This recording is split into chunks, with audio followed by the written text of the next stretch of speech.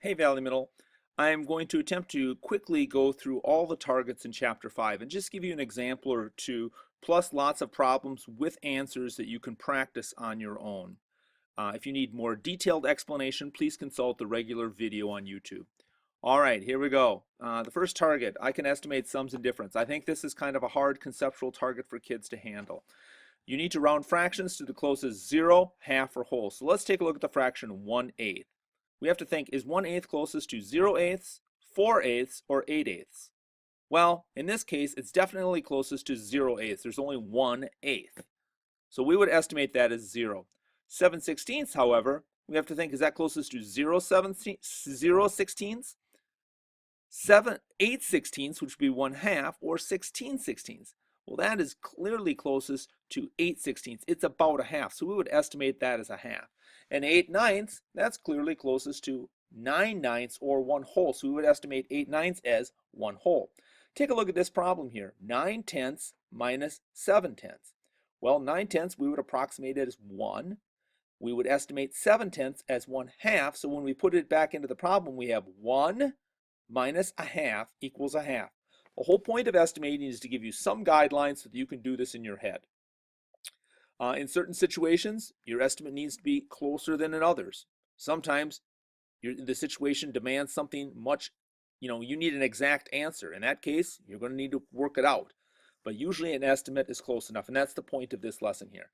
With mixed numbers, we're going to estimate to the closest whole number. So take a look at this one. Put your pencil right on the whole number, 3 and 1/8, and then say, is it closest to 3 or the next whole number, which is 4? Well, this is 3 and 1/8, so this is clearly closest to 3. We would estimate it as 3. Again, put your finger on the whole number. Is it closest to 1 or is it closest to 2? Well, there's not enough here. We're going to call it 1. Is this one closest to 5 or 6? Looking over here, this is closest to 6.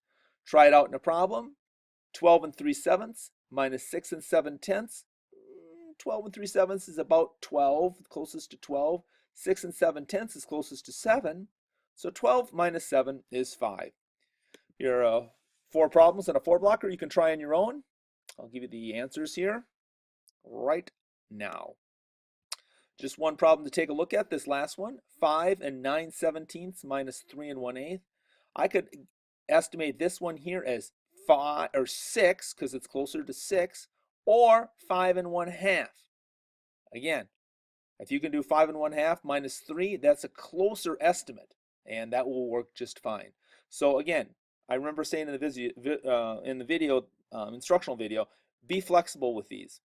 All right, now the next target is estimating products and quotients with them. So here we're going to just round everything to the nearest whole number. So I'm going to go ahead and take this out. We're going to delete it to the, or I'm sorry, we're going to round it to the nearest whole number. The nearest, actually I'll just say round the fracs or the mixed number to the nearest whole number. And then we're going to multiply or divide. And the reason why we're doing that is because you don't know how to multiply or divide fractions at this point. So we're going to use whole numbers. So we have 4/5 times 6 and 2/8. 4/5, well, that's closer to 1. 6 and 2/8, that's closer to 6. 1 times 6 is 6. 6 and 1/4 divided by 2 and 2/8. Again, round to the nearest whole number. This is closest to 6. This is closest to 2. 6 divided by 2 is 3. You with me so far? All right, here's a 4 blocker of problems you can go ahead and try. Estimating the product or quotient. And here are the answers to those problems. Just take a look at one of them. 4 and 13/16, that's closer to 5. Divided by 89/100, well, that's closer to 1. 5 divided by 1 equals 5. Don't forget compatible numbers in this target. If you get something weird like 33 divided by 8, just round one of the numbers to a more compatible number, like 32 divided by 8. I know that will appear on the chapter test. All right, the next target is flexing between improper fractions and mixed numbers. Here we have 4 and 1/4, and we need to be able to quickly and efficiently flip that to an improper fraction. We multiply the whole number times the denominator. 4 times 4 is 16. We add in the top, plus 1. 17/4. In the same fashion, we need to be able to go from improper fractions to a mixed number quickly, because we will always be simplifying our answers, and an improper fraction is not simplified. So 19/3. This is really 19 divided by 3, and that's what you do. 19, and you divide that by 3. 3 goes in there 6 times to give you 18 with one remainder. Notice the way your mixed number comes out. Here's your quotient. This becomes the answer of wholes. So we have 6. Your remainder becomes the numerator, 6 and 1, and the divisor becomes the denominator, 6 and 1/3. What this really means is it goes in there 6 whole times, and you have 1 part remaining out of a total of 3. All right, here are some problems to go ahead and try on your own. All right, let's take a look at those answers. You can check your work. And let's keep rolling. The next target, 5.4a, solving real-world problems. Just a couple of notes on this one here. Read the problem carefully. Oftentimes you can eliminate some stupid answers. Use your estimation skills when you determine them, and try to figure out what answer makes sense. Look at this problem. A train passes through an intersection at the rate of 3 cars per 30 seconds. Assume it takes 5 minutes for the train to completely pass through the intersection. How many cars does the train have altogether? Well, I'm thinking in my head. 3 cars in 30 seconds, that's about 6 cars in a minute. 6 cars? What? That's an impossible answer. The train's going, there's this many cars in 1 minute, let alone 5 minutes. So that one is a ridiculous answer. The other ones I'm not sure on. So I'm going to go back to my little chart. Well, if it's 3 cars in 30 seconds, that's 6 cars in 1 minute, 12 cars in 2 minutes, 18 cars in 3 minutes. I'm starting to figure this out. It's 6 cars per minute. So it's going to be 6 times 5 minutes, which would be 30 cars. In this case, I made a chart. Other terms, or in other problems, you may end up making a little problem or something like that. All right, here are 4 problems that are similar to the ones you will see in the quiz and the test. Go ahead and I'll pause this so you can read them all and work them. By the way, this is a calculator target, the only one in the test. All right, let's just see. This one here, put 50 gallons of water in the trough. Well, and the horses drank some, then you add 19¼ gallons. How much water was there in the trough before I added it? In other words, after the horses drank. So it's just 50 minus 19¼ I converted to a decimal and did it in my calculator. It took me like 2 seconds. 50 minus 19.25 is 30.75 gallons. Slam bam, thank you, ma'am. All right, the next one, Bella Dolce earns $18.50 a month doing household chores. How much does she earn in 6 months? Again, I just put that into a calculator. That's 1850, 18.5 on your calculator times 6. 111 bucks. Enough to buy her teacher something really nice. All right. Mrs. Holman's kids had a great time. They played for 8 hours. 50% of the time they played outside. 18% ping pong. 18% basketball. 17% doing something else, and then the rest playing board games. What percentage do they play board games? Well, I know that there's 100% in anything. So if we take 100% and I subtract the 50%, and then subtract the 18% of ping pong, the 70% of pole shed stuff, that leaves 15% left. There's always 100%. Again, you can handle that problem. There was one like that in the quiz. There'll probably be one like that in the test. Mrs. Scott here and her cell phone bill. She pays 35 bucks a month. Here's the $35 plus the data is she used 3.5 gigs of data at $4. So I'm going to add in 3.5 times 4. Notice the parentheses for order of operations. And then she had 300 minutes at 0.05 or 5 cents per minute. Just multiply those out. 35 is obviously 35. 3.5 on your calculator times 4 is 14. 300 times 0.05, that's 15, and that's it. Sound good? I thought you would. I'm just going to try one thing real quick here, get my calculator, make sure I did that problem right. 300 times 0.05 5 is 15. Just showing you how you type in money into a calculator. Just skip the dollar signs and write it in like a decimal. All right, I actually knew that. Just want a little instruction there. All right, the next target. Keep rolling. Multiplying fractions, and this is the big one here, the next two. First of all, quick review, numerator and denominator here. Multiplying fractions is real simple. You just multiply straight across and then reduce if you needed. All right, so take a look at this one. We have 3/4 times 2/4. Just multiply across. 3 times 2 is 6. 4 times 4 is 16. Now we have 16/16, and I move that down here. So we have 6/16, and we're going to divide that by 2 to get to an answer in simplest form, which is 3/8. Let me see. Does 3 and 8 share any common factors other than 1? No. So 3/8 is my answer in simplest form. Quickly remember that the time symbol can be any of these different things down here in the bottom. All right, here's the problem. Michelle was given 5/8 of a cookie, and Dan was only given 1/3 of what Michelle received. Of usually means multiplication. What fraction of a cookie did Dan receive? Well, Michelle got 5/8. I only got 1/3 of what Michelle got. So this is a multiplication of fraction problem. So it's 1 times 5 is 5. 3 times 8 is 24. I got 5/24 of a cookie. And we're moving on. There are a couple of yeah buts. Yeah, but what if it's 3/5 times 4? Yeah, this is a fraction times a whole number. Slam bam, thank you, man. Just put it over the top of a 1. Now you have two fractions. 4 is the same as 4 over 1 or 4 divided by 1, because 4 divided by 1 is 4. All right, so 3 times 4 is 12.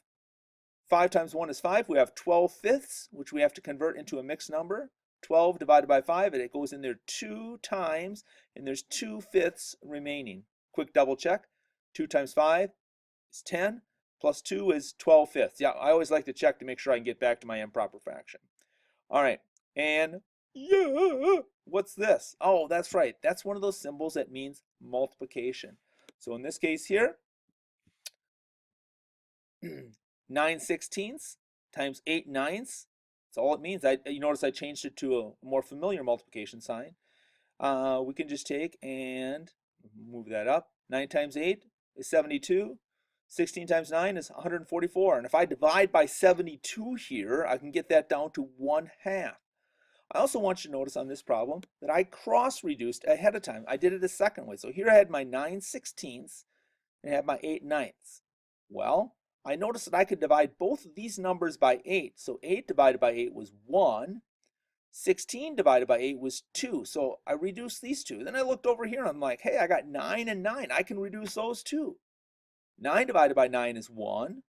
9 divided by 9 here is 1. So now I've cross-reduced and I don't have to reduce at the end. What a beautiful thing. 1 times 1 is 1. 2 times 1 is 2. We're at 1/2 right here. And that's, in the words of my neighbor, that's a beautiful thing. All right, here is a 4-blocker of problems you can try.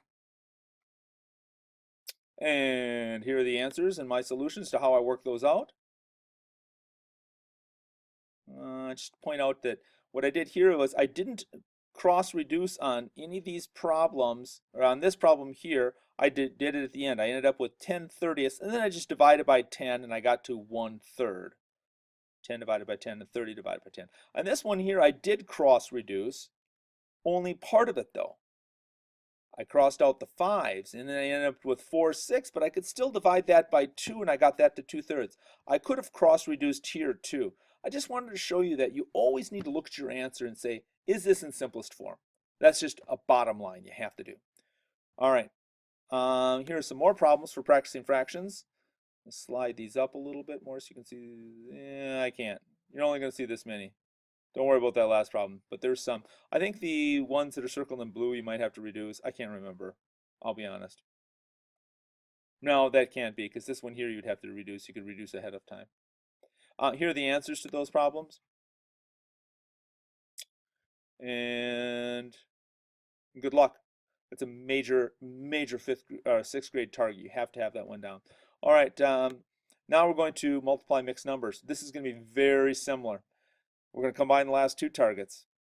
Okay, 5.2c, you had to flip a mixed number into an improper fraction. That's what you do here. If you try to take 2.5 times 1/3 by doing 1 times 3 and 2 times 1, adding in the 2, it doesn't work. You can try it, and kids do all the time. You need to flip it. Flip it. Flip it. Good. That's right. Flip that fraction. So 2 times 2 is 4, plus 1 is 5 halves. I just flipped it. Now it's a mixed number. Now I can just multiply straight across. 5 times 3 is 15. 2 times 1 is 2. We have 15 halves, which really, in simplest form, 15 divided by 2, it's 7 and 1/2, or 7 and 1 of 2 remaining. Just double checking my work here. 7 times 2 is 14. 14 plus 1 is 15. Yep, 7 times 2 plus 1, 15. Again, I always like to check to see if I can go right back into that improper fraction, make sure I did it correctly. All right, here are some problems that you can look at as a 4-blocker. Slide that up just a touch. Actually, I'm going to have to do this. I can do this even while I'm recording. It's a miracle. Okay, here are the answers to those problems. See if there's anything there I want to talk about. Of course, you can cross reduce here. You can see I did it down here. I divided by 5. Get 4 and 1/6. And there we go.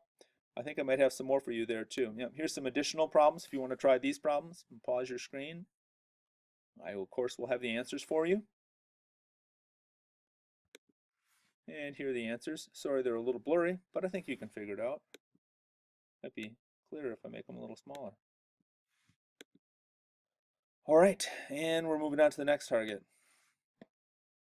The multiplicative inverse, or the reciprocal. Now, this is real simple. You just take the fraction and you flip it. So take a look at 3/5. If I flip it, the top and the bottom, I've got 5/3. What's the point of that? Well, it's the multiplicative inverse. It means if you have 3/5 and you take it times 5/3, you're going to have the same problem on the top and on the bottom. You're going to end up with 15 over 15, and it'll equal 1. Same thing with here. Here's 1.5. This is kind of tricky. How do I do it? Is it 1 and 2 over 1? No. Make it into an improper fraction, into 3/2, and then flip it. So 3/2, the reciprocal is 2/3. The top and the bottom will be opposite on the two fractions. And it'll equal 1. The product is when you multiply them together. So 3/4, it would be 4/3. And again, if you multiply these two together, like you did in fractions, you would simply have 1. All right, so you also need to be able to use the multiplicative inverse to solve some problems. So I'm going to give you something like 3/4 n equals 3. And this looks real scary, but it's not. You take the opposite of the fraction, which is 4/3, and you multiply it by that 3/4. Now look what happens here. 4 times 3 and 3 times 4. It's the same problem. So what you end up with is 12 over 12, which is really just 1. What this allows you to do is get 1n, or just 1, with the variable. You've isolated the variable. You got the variable all by itself.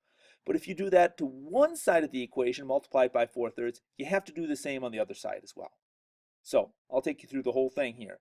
So on the other side, you take the 3 times the 4/3, and that might look spooky at first, but then you think, oh, hey, wait a minute. I'll just put the 3 over 1, so I'm multiplying fractions. 3 times 4 is 12. 1 times 3 is 3, so now I have 12/3. Really what I have is n is equal to 12 divided by 3, which is 4. And you can take and put it up in there and just see if it makes sense. 3/4 of 4 equals 3. Well, yeah, I mean, I could multiply that and plug that in, and that's what I would get. All right, let's try some problems. I think I have, oh, we're going to practice reciprocals first. Sorry. I crossed off some negative symbols. That's what the big red marks are. So just flip them. Flip them good. How would you do this one? 3 over 7? Well, that would be 7/3. You try flipping the rest.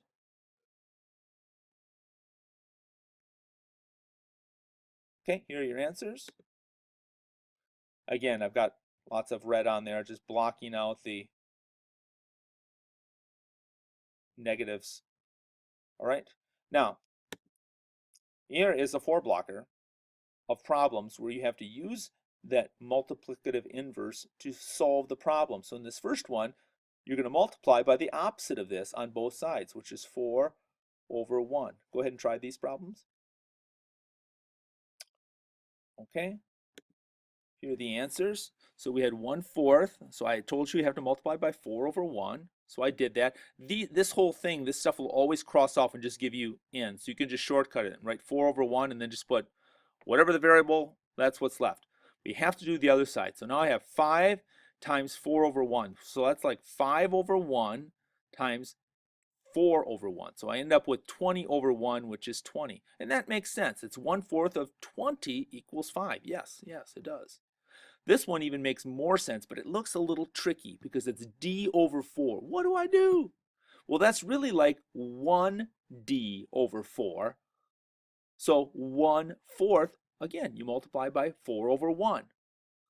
These all cross out. You end up with d, and you have to multiply 3 times 4, or times 1 times 1. So you end up with 12 over 1, which is 12. And then just look at it. It means you put your answer in there. 12 divided by 4 equals 3. Yeah, of course it does. So honestly, these ones are much, much easier to check. Okay, these other ones here, I ended up with 10 and 2/3. I'll look at the work there as I crossed them off. And this one here, I ended up with 10. When I this all crossed off when I multiplied by 2 over 1, but multiplying this side by 2 over 1, which is really 2, I ended up with 10. All right, move on to the next target, which is dividing fractions. Things are getting serious now. Okay, dividing fractions, you need to know how to do two things to divide fractions. You need to know how to A, multiply fractions, and B, flip it. Flip it good. All you have to do is flip the second fraction and multiply. Check it out. 2/3 divided by 1/2. Don't panic. Here's my 2/3, and I'm going to multiply it instead of divide it by 2 over 1. Now here's the problem. Kids forget to flip it. They change the sign to multiplication, but they forget to flip it. Remember, flip it good. It's just like Devo. Ask your parents. It was a long time ago. All right. So, and then you just multiply straight across. 2 times 2, 3 times 1. So here I did it for you. 2 times 2 is 4. 3 times 1 is 3. I have 4/3. 4/3 is really the same as 1 1/3. All right, here's an example of a word problem. DeAndre has 7 apples. Each is divided evenly into eighths. How many apple slices does DeAndre have? Well, let's take a look at it. He really has 7, and we're dividing it by 1/8. So I'm going to take 7 times 8 over 1. I just flipped it. I flipped it good. 7 times 8 is 56 over 1, which is 56. DeAndre, he had 56 pieces of apple. You can do this thing. You can do this thing. All right. Here are three. Here's a 4 blocker. Try these problems, and then we'll take a look at them. Okay, I see 10 people. All right, here we go. 3/4 divided by 1/2. So I'm going to multiply by the flipped. Let's see if I did it. 3/4 times 2 over 1. I remember to flip it. 3 times 2 is 6/4. That's 1 1/2. You can do this thing. 4/5 divided by 1/4. So I'm going to multiply by the opposite, which is 4 over 1. Let's see if I did it. 4/5 times 4 over 1. Sweet! It's 16/5. And that breaks down into 3 1/5. That doesn't look right. Let me check my answer. 3 times 5 is 15 plus 1 is 16/5. I guess I'm smarter than I thought I was. All right, 7/8 divided by 1/4. What am I going to do? Flip it. Flip it good. All right, 7/8 times 4 over 1. Yes, I just flipped it. Let's see. Oh, look, I could have cross-reduced here. I didn't. But I ended up with 28/8, which is 3 4/8, which is really 3 1/2. Let me just double check something here. 3 times 8 is 24 plus 4 is 28/8. Yep, I did it right. All right, and 7/10 divided by 1/5. Look, I could have cross-reduced here too, but sometimes I get nervous and I just rather do it at the end. So times 1/5, I did remember to flip it. So 7 times 5 is 35/10, 3 5/10, which is really the same as 3 3/2. Sweet! And of course, you know I have some problems for you to try. Let me just scroll up. You can try these problems, and I'll give you the answers in a second. Okie dokie. Here you go. Some more answers there. You can check those out. And I think there's just one target left.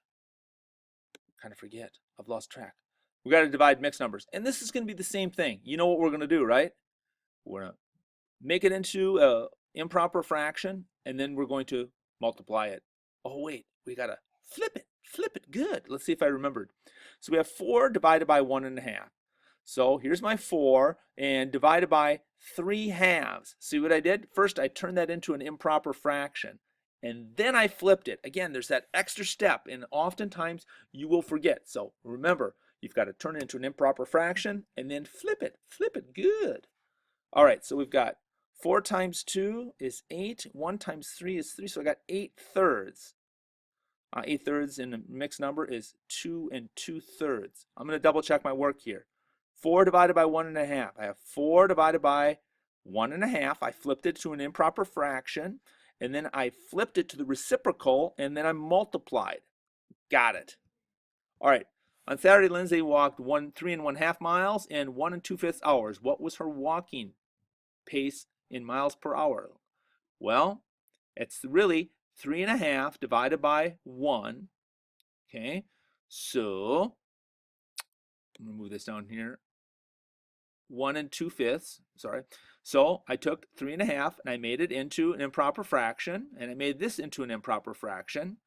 Did I remember to flip it? There we go. I got my signs mixed up here, sorry. So here's the problem, both with improper fractions. Then I flipped the second fraction and I multiplied it. 7 times 5 is 35. 2 times 7 is 14. I could have cross-reduced here, but I didn't. I had 35/14, which is 2, and 7/14, which is 2.5 miles per hour.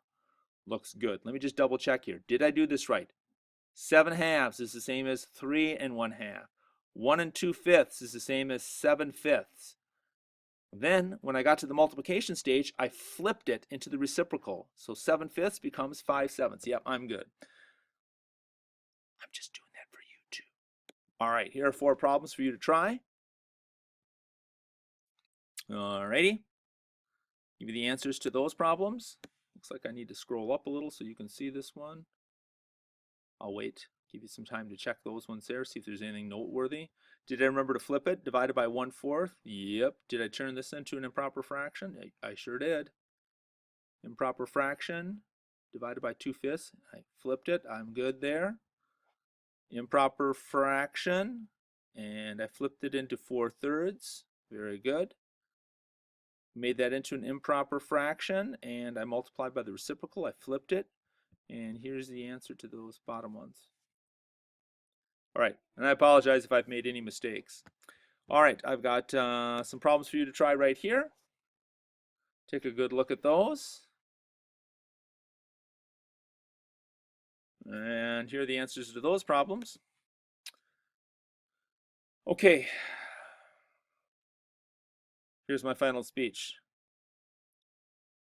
I think the most important targets are these last two, multiplying and dividing fractions. But in order to do that, you need to be able to easily go back and forth between mixed numbers and improper fractions. And you have to remember that when you're dividing, you are multiplying by the opposite of that second fraction. So you have to flip it upside down. All right? If you need more information, you can certainly go back and look at the instructional video for each target. Have a great day. Thanks for listening.